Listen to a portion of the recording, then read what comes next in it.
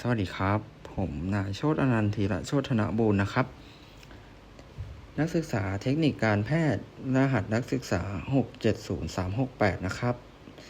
ของมหาวิทยาลัยหัวเฉียวเฉลิมพระเกียรตินะครับวันนี้นะครับผมจะมานำเสนอหัวข้อ Anatomy นะครับหรือระบบ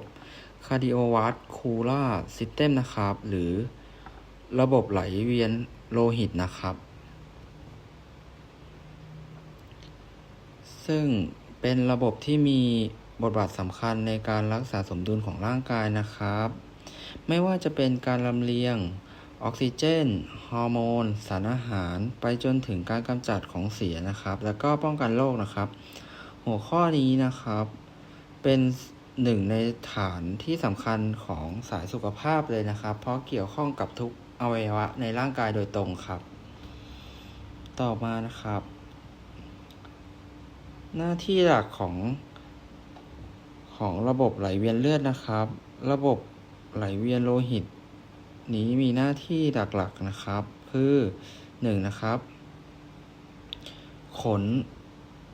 ออกซิเจนนะครับและสารอาหารไปยังเซลล์2นะครับขนของเสียจากกระบวนการเมตาบอลิซึมนะครับออกจากร่างกายนะครับแล้วก็3นะครับรักษาสมดุลของอุณหภูมิค่า pH แล้วก็ปริมาตรของเหลวนะครับแล้วก็4นะครับมีหน้าที่ในการป้องกันการสูญเสียเลือดโดยเกล็ดเลือดและต่อสู้กับเชื้อโรคนะครับที่ผ่านจากเม็ดเลือดขาวและแอนติบอดีนะครับแล้วก็ส่วนสุดท้ายนะครับขนส่งฮอร์โมนจากต่อมไรท่อไปยังเซลล์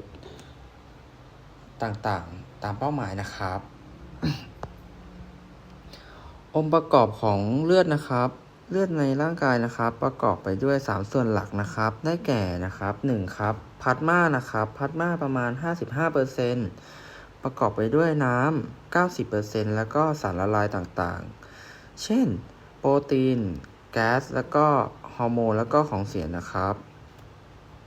แล้วก็บัฟเฟอร์โค้ดนะครับ 1% นะครับประกอบไปด้วยเกล็ดเลือดแล้วก็เม็ดเลือดนะครับ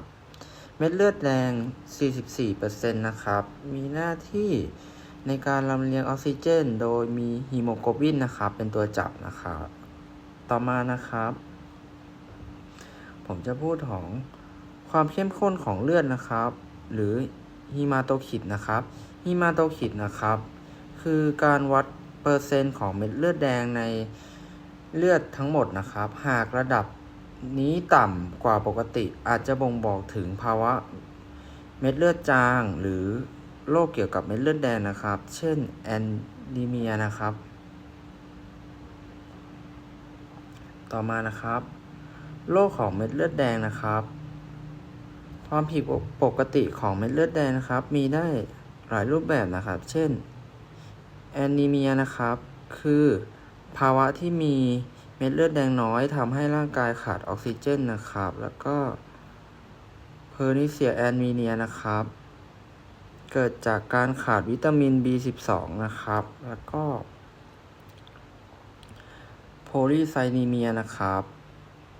ไพทีเมียนะครับเม็ดเลือดแดงมากเกินไปนะครับส่งผลต่อการไหลเวียนเลือดนะครับ Second Cell Anemia นะครับเม็ดเลือดแดงที่มีรูปร่างผิดปกติทำให้อุดตันได้ง่ายแล้วก็ไฮเปอร์บิลิบูลินนีเมียนะครับคือภาวะ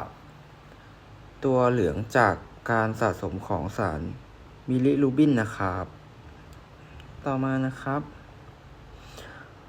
ฮีโมโกลบินนะครับและหน้าที่ของการจับออกซิเจนนะครับฮีโมโกลบินนะครับในเม็ดเลือดแดงมี2องค์ประกอบหลักคือฮีมจะจับออกซิเจนโดยตรงโกลบินนะครับเป็นสายโปรตีนที่ช่วยในการจับออกซิเจนแล้วก็คาร์บอนไดออกไซด์นะครับแล้วก็ออกซิโฮโมโกลบินนะครับคือโฮโมโกลบินที่จับออกซิเจนแล้วก็ดีออกซิโฮโมโกลบินนะครับคือฮีโมโกลบินที่จับคาร์บอนไดออกไซด์นะครับแล้วก็ในส่วนของเม็ดเลือดขาวนะครับเม็ดเลือดขาวนะครับจะแบ่งด้วยกัน2กลุ่มใหญ่นะครับ ได้แก่แกรนูโลไซต์คือนิวโทฟิลแล้วก็เบนโซฟิลนะครับ แล้วก็อีโอซิโนฟิลนะครับ แล้วก็อะนูแกรโนไซต์นะครับ ได้แก่โมโนไซต์แล้วก็ลิโพไซต์มีบทบาทในการป้องกัน แล้วก็กำจัดสิ่งแปลกปลอมนะครับ ครับ ผมขอจบการนำเสนอในหัวข้อ cardiovascular system นะครับ หรือระบบไหลเวียนเลือดโลหิตนะครับ สวัสดีครับ